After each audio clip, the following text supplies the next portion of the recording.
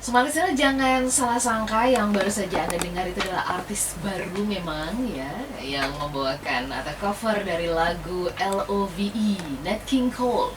Lagunya sangat menarik banget dan yang membawakan tadi begitu atraktif, ringan ya, bersama dengan Jubing Kristianto, seorang gitaris yang juga luar biasa. Jadi ternyata memang artisnya ada di studio bersama-sama dengan saya. Selamat pagi Pak Arfan. Selamat pagi Mbak Ola, apa kabar hari ini? Alhamdulillah, warna baru di tahun yang baru. Iya, ya. Alhamdulillah. Oh, Iya. Ini kayaknya memang resolusi tahun 2021 ya? Iya, betul. Bernyanyi ya. Iya. Luar biasa. Oke, Pak Arfan, karena sesuai dengan topik kita di kesempatan pagi hari ini gitu ya, 2021 with Love. Ya. Jadi lagunya yang mengawali kita atau yang membuka kebersamaan kita juga adalah Love. Love, betul ya. LOVE. LOVE. Nah, mungkin cerita dulu nih, kenapa sih Ya. atau di lagu dulu deh, kan biasanya Lagunya. Bapak analisa lagunya dulu. Ya, terima kasih Mbak Ola ya. Jadi ini lagu favorit saya sih ya. Dan ini juga lagu favorit banyak orang sih. Ya, makanya saya coba menyanyikan gitu ya. Oke. Nah, jadi ini bagus sekali ya. Jadi dia bilang begini ya, kalau bicara love itu, dia bilang itu adalah for the way you look at me. Ya, jadi ini love itu adalah masalah melihat sebetulnya gitu. Yang namanya love itu adalah masalah cara pandang gitu, ya. Kemudian O is for the only one I see. Berarti itu masalah melihat juga kan. Jadi love itu sesungguhnya adalah sebuah mindset gitu ya, Mbak Ola ya. Kemudian dia bilang tadi love is all that I can give to you. Jadi yang namanya cinta itu adalah semua yang bisa aku berikan kepadamu. Oke. Ya, jadi kita harus selalu berpikir cinta. Dan ini sesungguhnya merupakan resolusi saya di tahun 2021 ini. Jadi resolusinya itu adalah cinta, Oi. love gitu ya. Oke. Nah, cinta itu adalah sesuatu yang bisa kita berikan kepada siapapun. Jadi Ya. kepada pasangan, kepada anak-anak, kepada orang tua, kepada rekan kerja, kepada partner bisnis, kepada pekerjaan itu sendiri, kepada bangsa dan negara, tentunya dalam bentuk yang berbeda-beda gitu. Bentuknya nggak boleh sama tuh. Cinta yang diberikan kepada pasangan, misalnya dengan yang diberikan kepada rekan kerja itu harusnya kan berbeda ya. Ya, cinta itu kan bentuknya banyak gitu ya.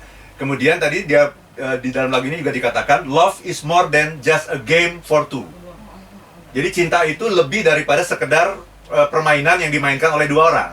Ya, ya. Gitu ya, cinta harus meliputi semuanya gitu ya. And two in love can make it, take my heart and please don't break it. Ya, kalau kita mencintai itu kita harus memberikan hati kita gitu. Ya, dan jangan dihancurkan, dia bilang begitu. Dan yang terakhir nih bagus sekali, dia bilang love was made for me and you. Nah, itu dia, Mbak. Oke. Jadi cinta itu adalah memang dibuat untuk aku dan kamu gitu. Oke. Jadi di sini tuh kan banyak orang yang masih salah mengira begitu ya, Ya. kalau cinta itu berarti rasa yang ser-ser gitu Ya, ya, ya. secara umumnya begitu. Betul. Rasa yang membuat saya kalau deket Pak Arfan tuh deg-degan, Ya, gitu, oke. bergetar semuanya Ya. gitu. Ternyata bukan seperti itu gitu ya. Ya, cinta itu ada banyak bentuknya, Mbak Ola. Ya. Jadi cinta kepada pasangan mungkin yang seperti itu. Oke. Iya, bisa Iya jadi kan? nggak begitu juga. Bapak nggak selalu deg-degan juga deket ibu kan? Deg-degan masih. Oh masih. Oke. Ya. Kemudian ada lagi yang namanya cinta untuk anak, itu beda lagi kan? Iya. Itu ya. Kita mau memberikan apapun gitu, tapi mungkin nggak ada deg-degannya, tapi kita mau memberikan apapun gitu. Nggak hitung-hitungan dengan anak kita kan? Kan seperti itu. Cinta untuk orang tua beda lagi, itu namanya cinta berbakti gitu. Cinta kepada anak tuh cinta mengabdi, katakanlah begitu ya. Kemudian cinta kepada pekerjaan kan beda lagi gitu. Deg-degan juga sih gitu ya, kayak ketika menghadapi tantangan yang begitu besar gitu. Kita deg-degan juga gitu. Ya, cinta kepada karyawan, rekan kerja, rekan bisnis, itu bentuknya dalam bentuk caring, dalam bentuk kepedulian. Kan beda lagi gitu. Ya. Jadi kita benar-benar harus peduli dengan kondisi mereka dan peduli dengan apa yang kita hasilkan dalam pekerjaan kita. Oke. Itu beda lagi gitu. Baik. Jadi banyak sekali macamnya gitu yang namanya cinta itu. Tapi Oke. cinta yang ingin saya sampaikan pada talkshow perdana di tahun 2021 ini adalah cinta yang sebagai sebuah mindset gitu. Jadi ngelihat apapun itu harus through the eyes of love. Oke. Gitu. Cinta Itu, Mbak. yang sebagai mindset. Kenapa kita perlu melihat itu artinya with true love begitu, melihat segala sesuatu dengan kacamata cinta di tahun 2021 ini.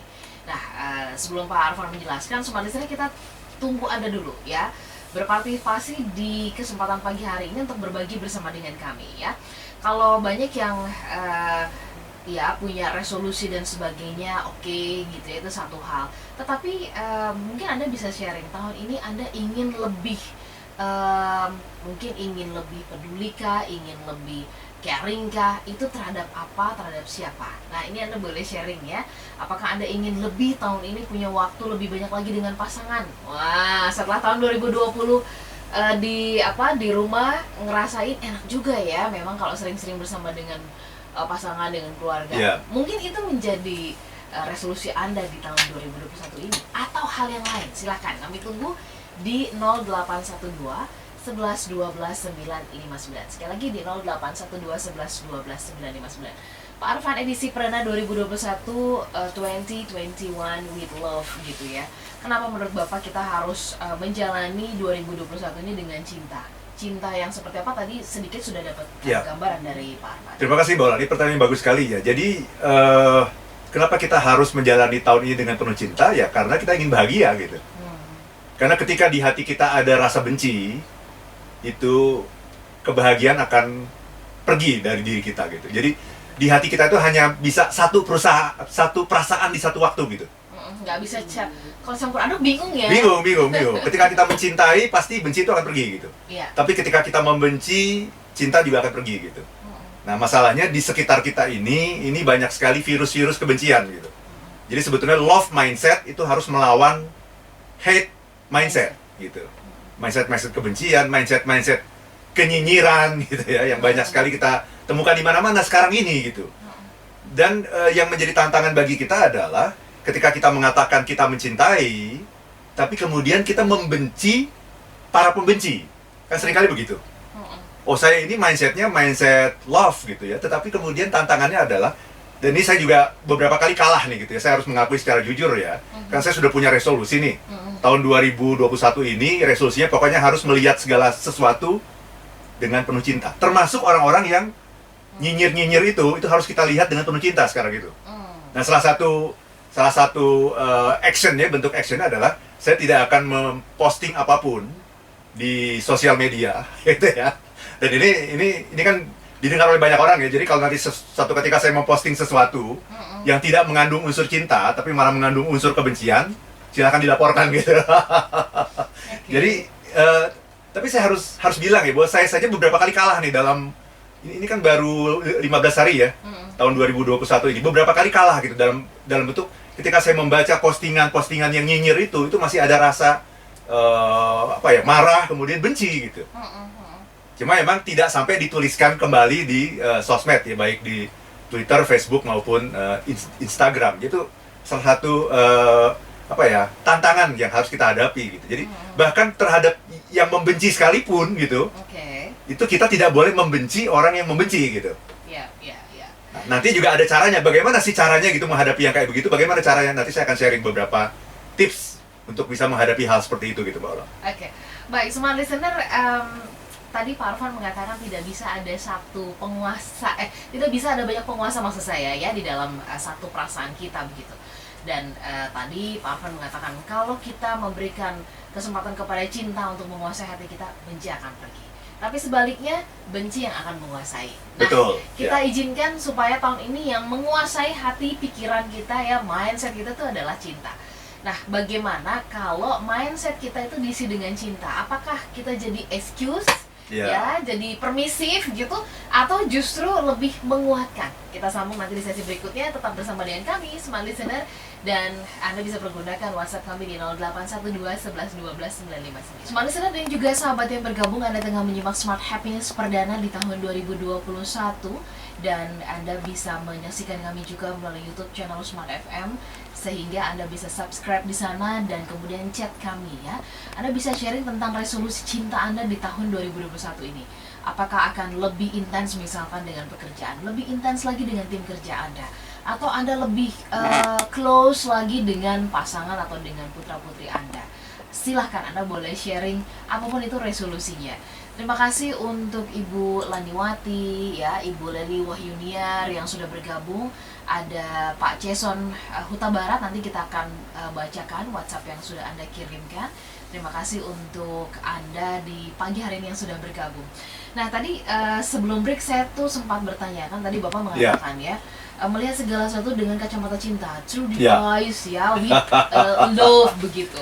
Nah, saya ingin menggali lebih dalam lagi di bagian ini nih. Apakah kalau kita menggunakan kacamata cinta ya dalam melihat segala sesuatu, apakah itu tidak membuat kita jadi lebih permisif gitu ya? Excuse, ya udahlah, nggak apa-apa, ya udahlah gitu. Akhirnya ujung-ujungnya mengizinkan banyak ketidakteraturan, banyak ketidaksempurnaan dan sebagainya. Silakan Pak. Very good question. Ini pertanyaan bagus sekali ya. Jawabannya bisa seperti itu. Makanya harus tahu kadarnya gitu. Harus tahu kadarnya. Bisa seperti itu memang gitu. Akhirnya kita jadi permisif karena kenapa? Ketika kita melihat segala sesuatu dengan mata cinta, kita bisa memahami orang gitu. Oke, itu salah satunya. Itu. Ya. Jadi kita bisa memahami orang, dan tolong digarisbawahi, ada perbedaan antara memahami dengan menyetujui. Nah, seringkali kalau kita sampai pada menyetujui, itu jadi permisif kita. Itu Mbak Ola. Ini, jadi kadarnya kita harus tahu nih, kadarnya adalah memahami. Ini saya ingat Abraham Lincoln, ini salah satu tokoh yang menurut saya luar biasa ya. Dan saya membayangkan kalau Abraham Lincoln ini nanti ada sekarang ini melihat fenomena yang terjadi di Amerika, dia ngomong apa gitu ya. Bangun lagi gitu itu ya, bangun lagi, kemudian dia bisa melihat nih yang terjadi dengan Donald Trump ini yang mau di-impeach ya. Jadi dia bilang begini, ya. Ini kalimat yang sangat penting sekali. Dia bilang begini, saya tidak suka orang itu. Ya. Karena itu saya harus lebih mengenalnya. Saya ulang ya. Saya tidak suka orang itu. Karena itu, saya harus lebih mengenalnya. Jadi justru ketika tidak suka malah harus lebih mengenal. Betul, karena tidak suka itu tanda tidak kenal dan tidak paham. Betul. Nah, dengan kacamata seperti itu, kita jadi paham. Jadi, inti dari cinta itu adalah memahami orang lain. Ketika kita paham, kita bisa menerima. Walaupun kita tidak sepakat. Gitu. Tapi kita bisa mengerti. Contoh misalnya, kan tadi saya bicara mengenai Donald Trump, misalnya contoh ya. Donald Trump ini kan terus menolak hasil pilpres gitu. Ya, terus-menerus menolak. Dan puncaknya adalah di tanggal 6 Januari 2021 kemarin nih. Baru minggu yang lalu, ketika ya bayangkan itu, ini baru terjadi pertama kali dalam sejarah Amerika gitu. Pendukung Trump ini menyerbu gedung Capitol ketika KPU-nya Amerika itu sedang menetapkan bahwa Joe Biden ini memenangkan pemilihan gitu kan. Nah, kemudian diserbu gitu, sampai ada yang meninggal bahkan gitu. Dan ini tragedi yang terjadi di negara demokrasi gitu, ya. Jadi kalau saya membayangkan kalau Abraham Lincoln tuh hidup kembali gitu, melihat seperti ini, dia mau ngomong apa gitu. Tapi saya kira dia tetap akan ngomong yang sama gitu. Saya paham Donald Trump itu seperti apa gitu. Terus pertanyaan, bagaimana caranya kita memahami? Iya, coba kita lihat dari kacamatanya si Donald Trump. Jangan dilihat dari kacamata kita. Kalau lihat dari kacamata kita nggak paham. Dan melihat dari kacamata kita itu tanda bahwa kita tidak mau memahami dia. Jadi bahkan orang yang seperti itu saja harus kita pahami. Terus pertanyaan, gimana cara memahaminya? Kan seperti itu. Gimana cara memahaminya? Gini, Donald Trump ini kan kalah gitu ya dalam pemilihan presiden. Kemudian dia merasa menang masalahnya gitu. Coba bayangkan ya, kalau Mbak Ola misalnya merasa menang nih. Mbak Ola merasa menang. Mbak Ola merasa saya nggak mungkin dikalahkan. Kemudian Mbak Ola juga merasa bahwa ini terjadi kecurangan. Ini suara-suara ini dibikin semua. Ini rekayasa. Coba. Kalau kita memahami bahwa dia melihat dunia seperti itu, dia merasa haknya diganggu, ya, dia merasa dia dizalimi. Pertanyaannya, wajar nggak dia seperti itu? Iya. Kita bisa paham nggak? Sorry, bukan wajar ya, sorry, itu pertanyaan salah tuh. Bukan wajar atau tidak, tapi kita bisa memahami nggak bahwa dia melakukan seperti itu? Ya, dari kacamata dia ya. Iya. Jadi ketika kita melihat dari kacamata orang lain gitu, kita akan paham bahwa oh iya. Kenapa dia melakukan itu? Dan sekali lagi, itu menunjukkan bahwa level demokrasi beliau memang baru sampai di situ. Memang itu baru level anak-anak. Apa itu level anak-anak?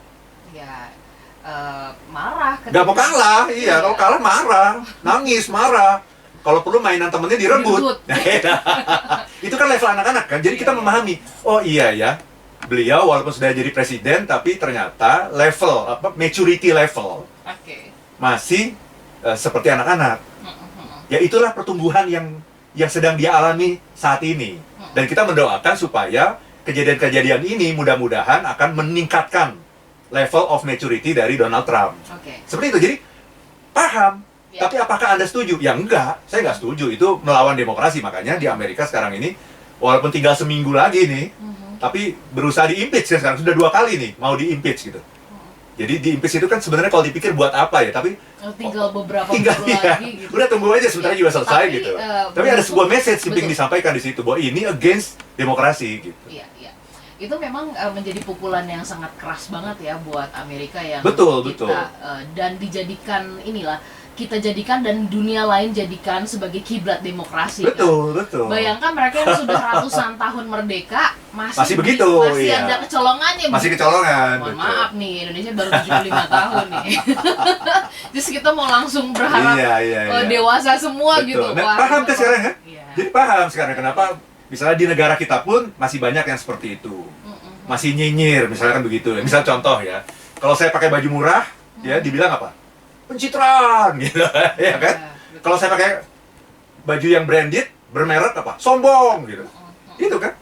Kalau saya divaksin duluan, egois gitu kan? Atau pencitraan juga gitu kan? Kalau saya divaksin belakangan nggak kasih contoh ya. Semua serba salah. Kenapa? Karena dilihat dari kacamata kenyinyiran gitu. Jadi nyinyir mindset gitu, bukan love mindset gitu. Tapi ketika dilihat dari love mindset, semua bisa dipahami. Bahkan orang yang nyinyir sekalipun, kita paham orang yang nyinyir itu pasti sedang menghadapi sebuah tantangan psikologis yang harus dia selesaikan gitu. Jadi paham. Jadi artinya sebenarnya mereka atau yang seperti ini nih belum selesai dengan dirinya sendiri. Betul. Makanya kenapa sulit untuk melihat orang lain dengan kacamata cinta itu ya. Betul. Nah, kalau dengan kacamata cinta, ini bukan kacamata penegak hukum ya, lain-lain ya. Kalau dengan kacamata cinta, kita biarkan mereka ini untuk belajar gitu, sehingga mereka bisa bertumbuh. Karena ketika kita menentang mereka, melawan mereka, bahkan kita memaki mereka, mereka tidak akan bertumbuh. Dan yang lebih jelek lagi, kita pun tidak akan bertumbuh. Kita akan selesai di situ gitu, Mbak Aura. Iya.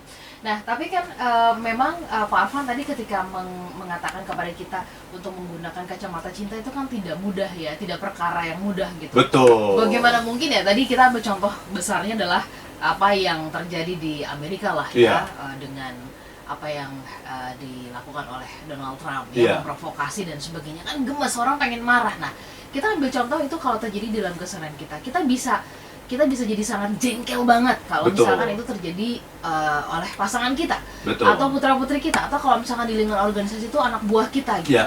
Atau kita sendiri yang dianggap menyebalkan. Nah itu gimana cara mengelola perasaan, mengelola pikiran kita gitu, supaya akhirnya tadi seperti yang Pak Arfan katakan, kita memang ujungnya bisa memberikan kesempatan kepada mereka. Nanti dijawab di sesi berikutnya ya, semua listener dan juga sahabat yang bergabung. Tapi saya mau sedikit cerita sedikit aja nih. Tadi Pak Arfan mengatakan, jadi kalau orang tuh yang menggunakan kacamata cinta gitu ya, itu selalu membiarkan orang lain tuh bertumbuh. Jadi kayaknya nggak ada kesempatan untuk julid ya. Betul iya. Nah, saya tuh ketemu dengan narasumber Smart FM juga, ya, namanya Mas Ato. Jadi kalau saya suka mengajak dia, saya ingat-ingat gitu, di setiap kali perbincangan kenapa kami nggak pernah membicarakan orang lain ya gitu. Maksudnya julid gitu gitu. Saya bilang, kok kita nggak pernah julid atau ngomongin yang kayak gitu-gitu ya? Iya ya, memang julid itu apa sih gitu. Nyinyir itu apa sih? Justru dia tidak mengenal kosakata itu. Saking ininya ya. Ya, saking positif ya. Saking positif mindsetnya ya. Setiap kali berbincang itu selalu melihat, ruang untuk bertumbuh. Nah, semua listener, Anda sendiri ruang untuk bertumbuh tahun ini di resolusi Anda apa? Ingin lebih mencintai apa? Silakan Anda boleh sharing. Habis ini kita cicil ya WhatsApp yang sudah Anda masuk ya. Sudah Anda kirimkan ke 0812 11 12 959. Kami jeda sesaat.